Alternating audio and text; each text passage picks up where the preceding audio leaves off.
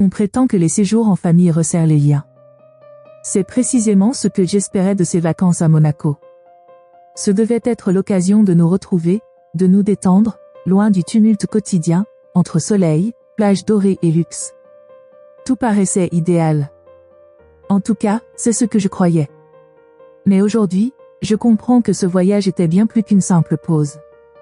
Il marquait le début d'une situation que je n'aurais jamais pu anticiper, dont je me serais cru incapable. Rien n'a commencé de manière flagrante. Non, tout était d'une subtilité troublante, un regard qui s'attardait, une remarque qui résonnait plus qu'elle ne l'aurait dû.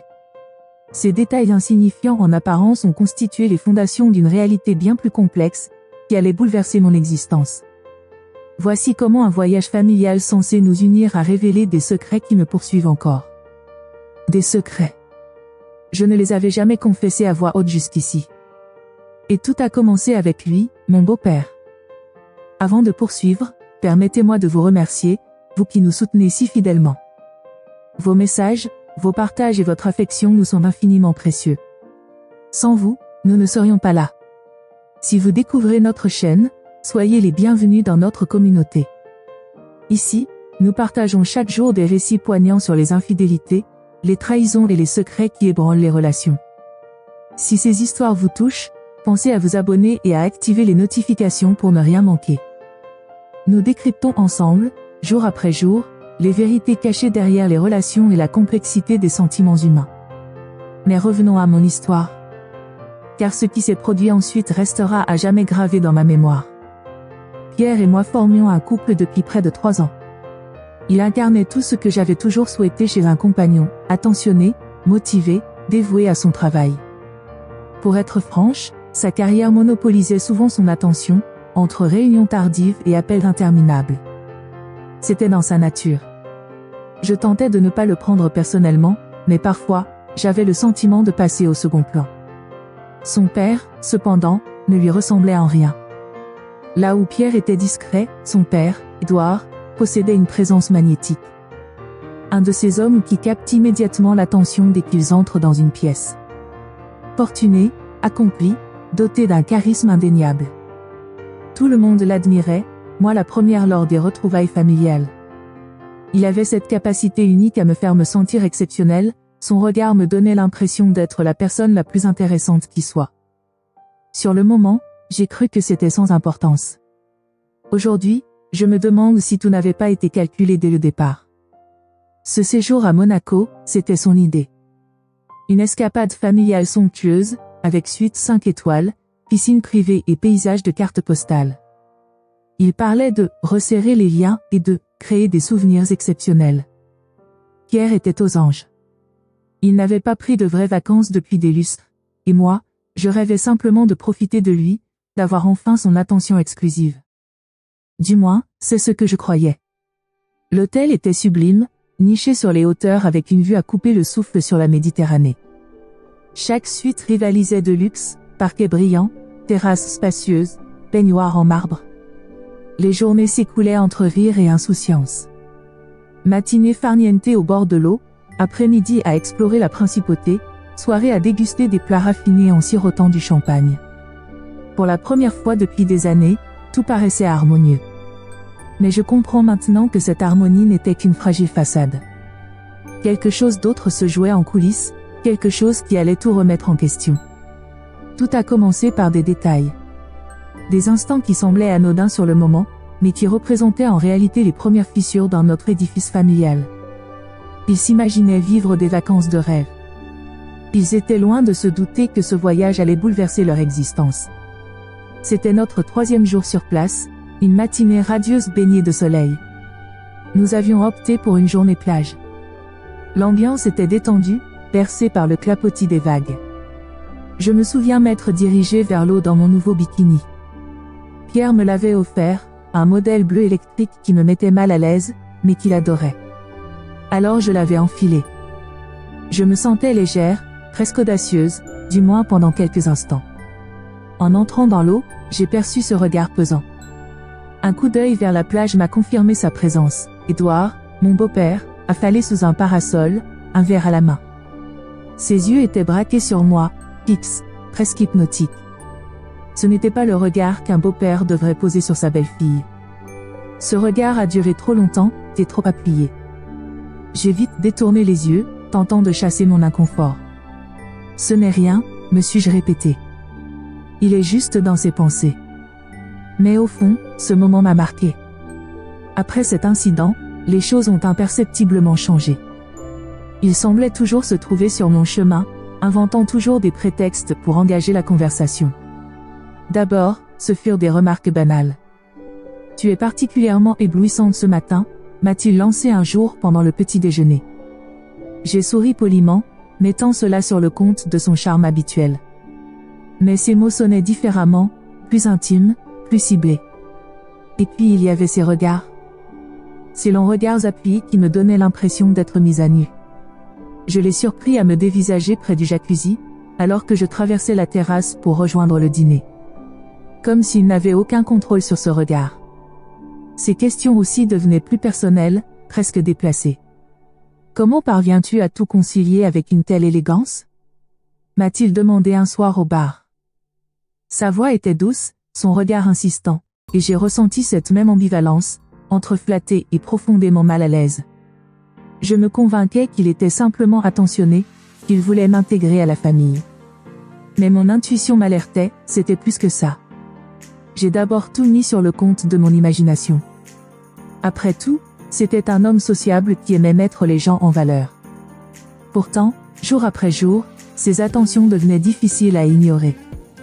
Il a commencé à orchestrer des moments en tête-à-tête. Quand la famille est partie explorer les criques, il a proposé de me raccompagner à l'hôtel. « Tu as l'air fatigué », a-t-il murmuré avec un sourire qui en disait trop. J'ai accepté, malgré mon hésitation, pour éviter l'embarras. Le trajet en taxi n'a duré que 15 minutes, mais sa manière de me parler m'a hanté. Ses compliments étaient enrobés de sous-entendus, son ton étrangement intime. J'ai forcé un rire, tentant de minimiser l'incident, mais ce malaise m'a poursuivi bien après notre retour. Puis il y a eu cette soirée. Il m'a demandé de l'aider avec son nouvel appareil photo. Nous étions sur la terrasse, la brise marine caressant nos visages. Quand il m'a tendu l'appareil en prétextant ne pas maîtriser les réglages, je me suis penchée. C'est alors qu'il s'est approché, bien trop près. Ses doigts ont effleuré les miens, s'attardant suffisamment pour que mon cœur s'emballe. Je me suis écartée brusquement, inventant une excuse pour partir. Mais ce contact furtif m'a marqué. Je marchais désormais sur des œufs, hyper consciente de sa présence constante. Pierre ne remarquait rien, trop absorbé par ses conversations avec ses cousins.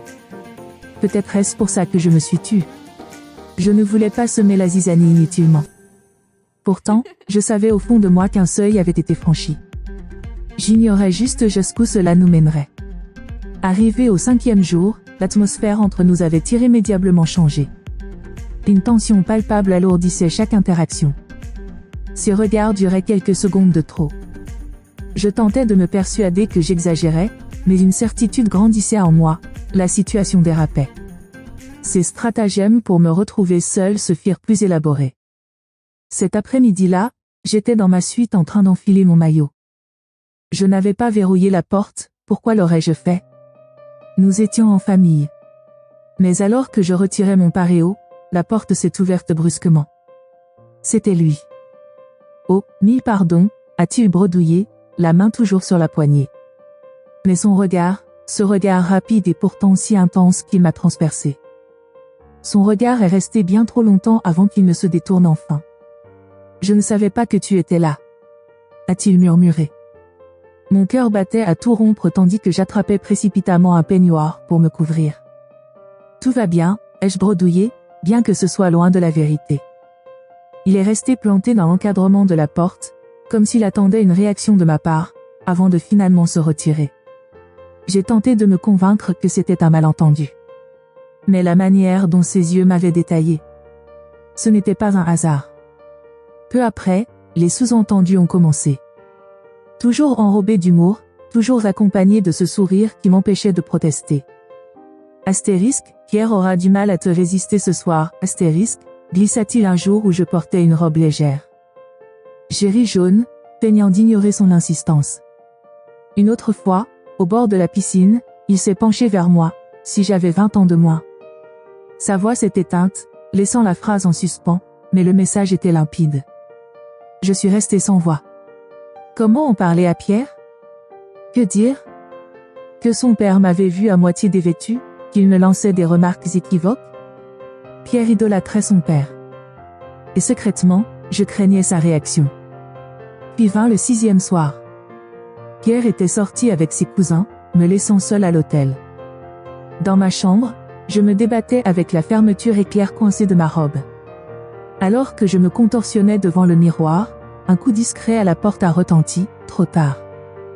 Il était déjà entré. Besoin d'un coup de main? Sa voix était calme, comme s'il proposait simplement l'aide la plus banale. Je me suis figé avant d'acquiescer malgré moi. Ses doigts ont effleuré mon dos en s'emparant de la fermeture. Tu devrais demander ça à Pierre plus souvent. Murmura-t-il d'un ton faussement enjoué. Mon rire nerveux a brisé le silence, tandis que j'essayais d'ignorer la chaleur de ses mains remontant lentement la fermeture. Mais il ne s'est pas écarté. Quand je me suis retourné pour le remercier, les mots se sont coincés dans ma gorge. Il était si proche. Trop proche. Et puis, ce fut inévitable. Son baiser a d'abord été hésitant, comme une question. Puis plus insistant. Une partie de moi voulait fuir, crier. Une autre partie s'est surprise à répondre. Ce moment m'a paru durer une éternité.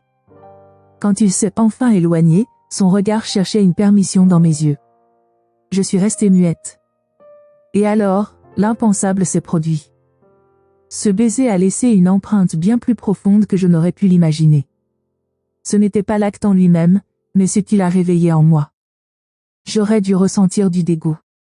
De la colère. Au lieu de cela, c'était une sensation oubliée. La manière dont il me regardait, me désirait, comme je n'avais plus été désirée depuis des années. Cette révélation m'a terrifiée. J'ai tenté de l'éviter. Après cette nuit, je me suis collée à Pierre, m'immergeant dans les activités familiales. Mais impossible d'ignorer comment mon pouls s'emballait à sa présence. Lui jouait parfaitement l'innocence, souriant, plaisantant comme si de rien n'était. Pourtant, quand nos regards se croisaient, il y avait cette complicité tacite. Cette attente. Cela n'a pas tardé. Quelques jours plus tard, la famille est partie visiter le casino. J'étais restée, prétextant une migraine. Je croyais être seule. Mais il est apparu avec un plateau de thé et des pâtisseries. Je me suis dit que tu aurais besoin de compagnie. A-t-il déclaré en posant son fardeau.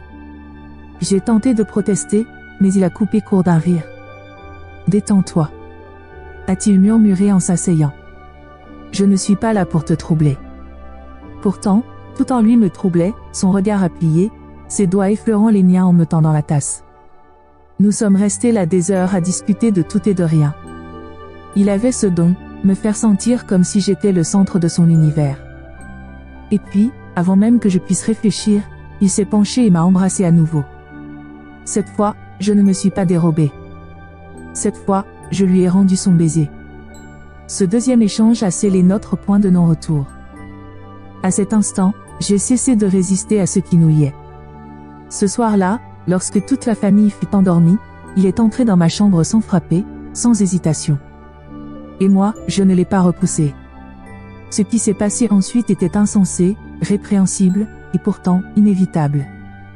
Comme si cette connexion entre nous existait depuis bien plus longtemps que je ne voulais l'admettre.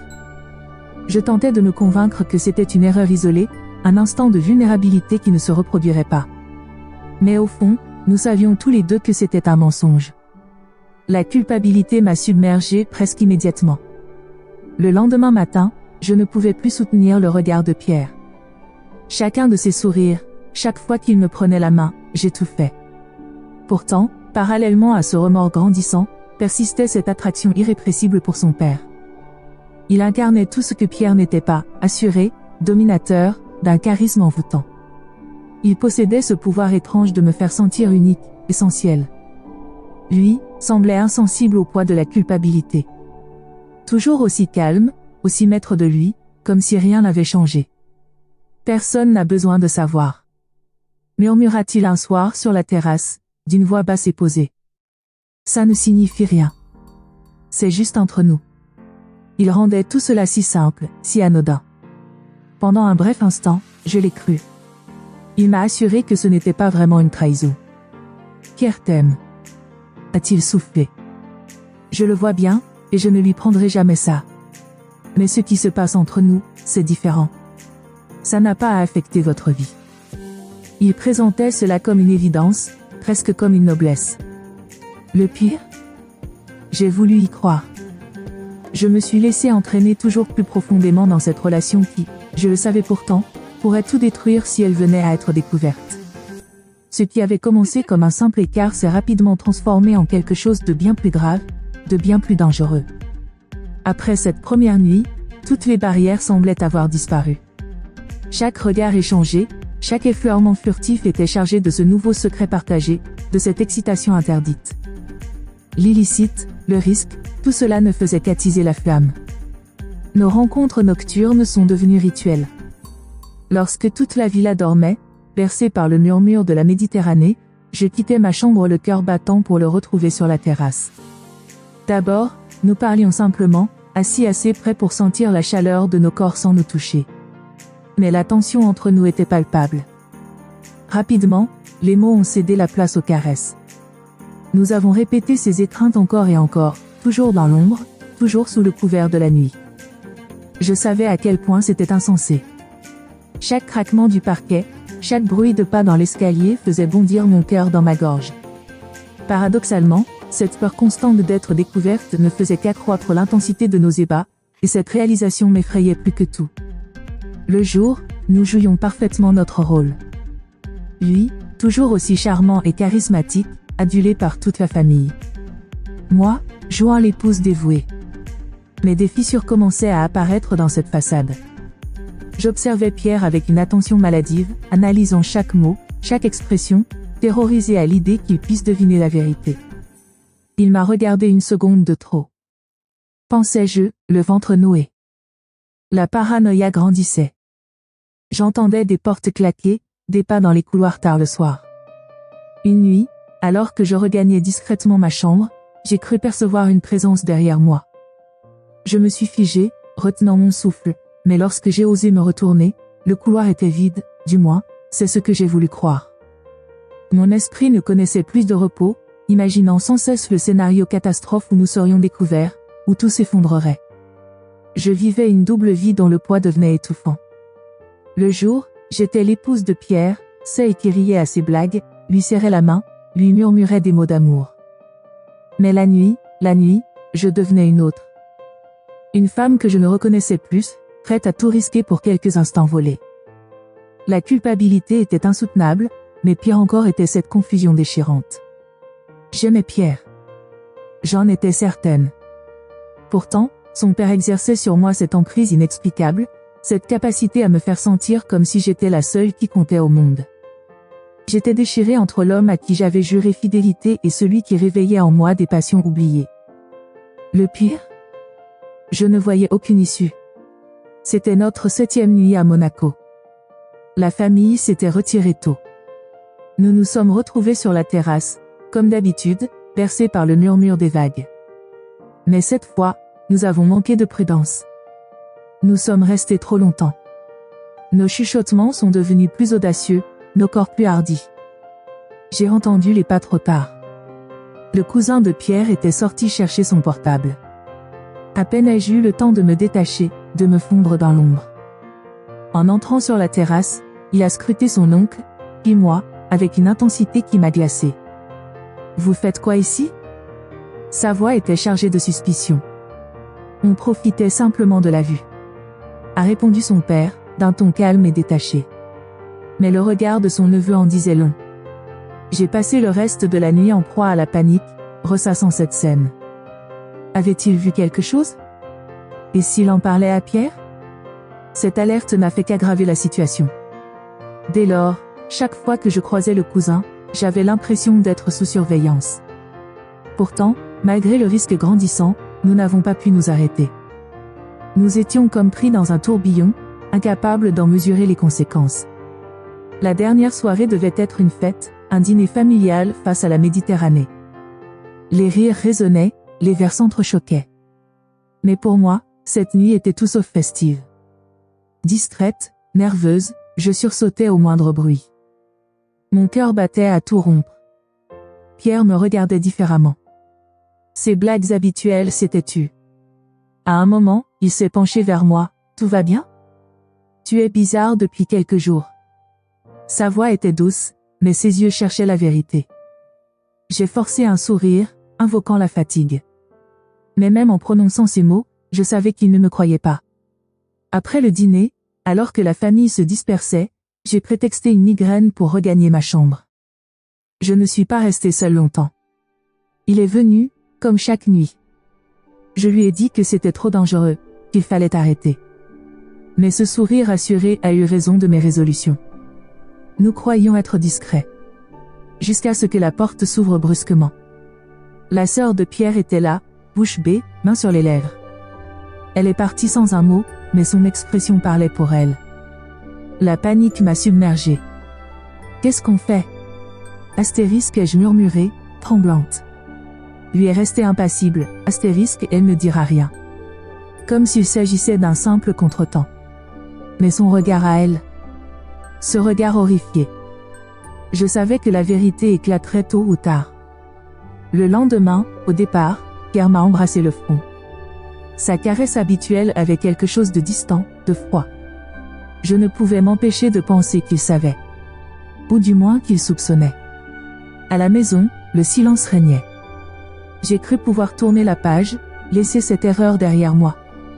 Mais j'avais tort. Il m'a appelé dès le lendemain. Tu ne pensais tout de même pas que c'était fini ? Sa voix, toujours aussi posée, ne laissait aucune place au doute. Et la liaison a continué, malgré la culpabilité qui me rongeait. Je ne pouvais m'arrêter, même en connaissant le prix à payer. Car les secrets finissent toujours par se savoir.